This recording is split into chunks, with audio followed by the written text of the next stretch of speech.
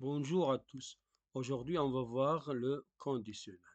Comme vous savez, le conditionnel, il y en a quelques-uns qui considéraient le conditionnel comme un mode et d'autres qui le considéraient comme un temps.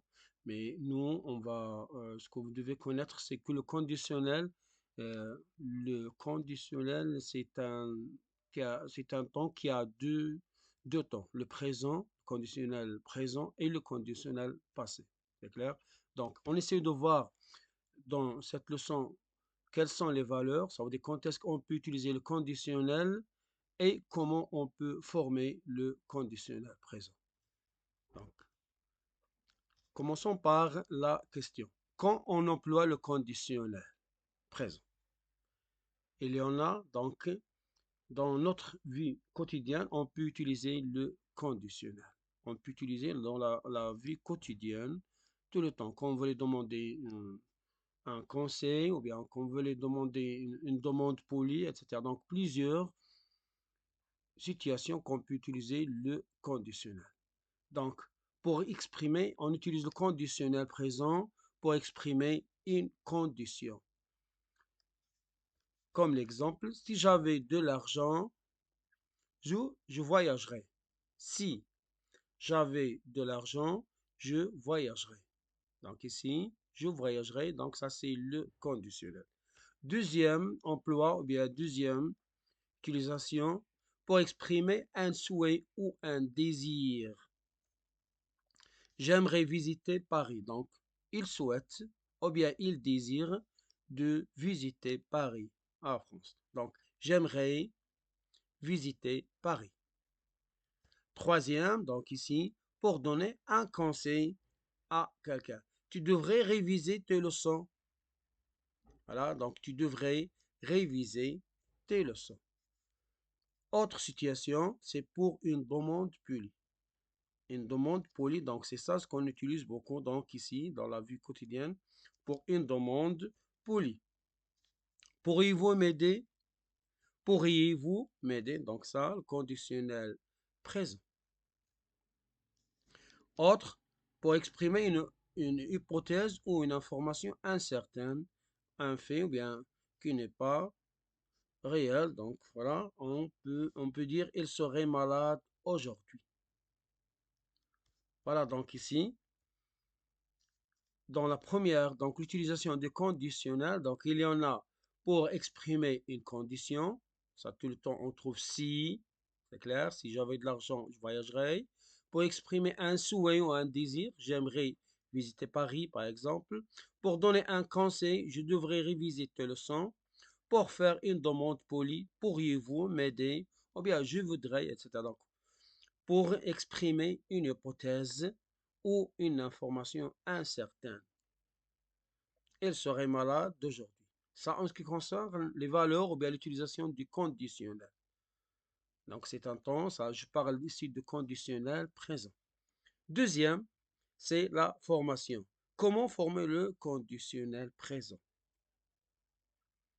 Donc ce qu'on doit connaître dans le conditionnel présent, est qu'il peut avoir, ou bien il se conjugue avec les mêmes terminaisons de l'imparfait.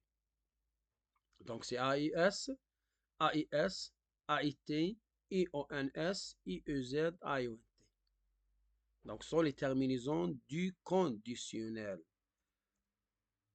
Voilà, donc ici, la règle générale pour n'importe quel verbe. Donc, c'est le radical du futur,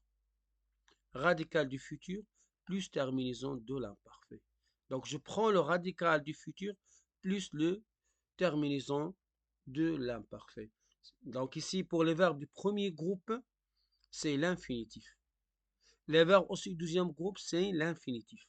Je laisse l'infinitif tel qu'il est, puis je vais ajouter terminaison de l'imparfait, comme ici. Parler, je parlerai. Donc l'infinitif c'est parler, j'écris tel qu'il est, et j'ai ajouté les terminaisons de l'imparfait. Voilà, donc ici on dit parler. J'ai pris ici deux verbes. Il y en a un verbe parler, verbe du premier, et un verbe du deuxième groupe. Dans cette leçon, je vais conjuguer que dans les verbes du premier et du deuxième, puis je fais le verbe du troisième groupe. Donc, je parlerai. Comme vous voyez ici, donc, J'ai gardé l'infinitif des verbes pour les verbes du premier groupe et aussi les verbes du deuxième groupe. J'ai gardé l'infinitif. Donc, je parlerai, tu parlerais, il parlerait, elle parlerait, nous parlerions, vous parleriez, il parlerait, elle parlerait. Donc, vous voyez ici, c'est l'infinitif, c'est le radical.